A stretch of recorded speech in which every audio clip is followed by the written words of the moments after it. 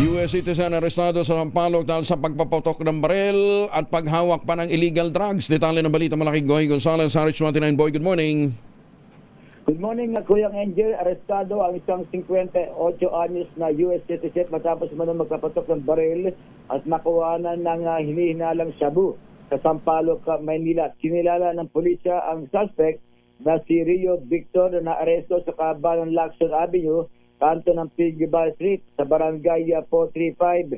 Ayon sa Barbosa Police Station 14, nagsasagawa ng police visibility ang mga tauhan ng TMRU nang makarinig sila ng isang putok ng baril na may 30 metro ang layo. Agad silang responded na datnan umano ang suspect na may hawak ng kalibre 38 revolver at sumisigaw. Naaresto ang suspect at na-recover ang isang caliber 38 revolver na may 4 na live ammunition at isang basyo ng bala. Sa isinagawang body search na nakumpiska rin umano ang isang sachet ng naglalaman ng hinihinalang shabu at isang screwdriver mula sa kanyang busa.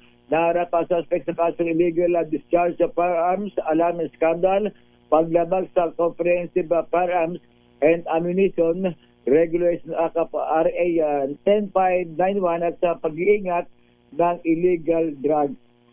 Ito si Boy Gonzalez para sa DCRS, una sa Pilipinas, una sa Pilipinas. Maraming salamat, Boy.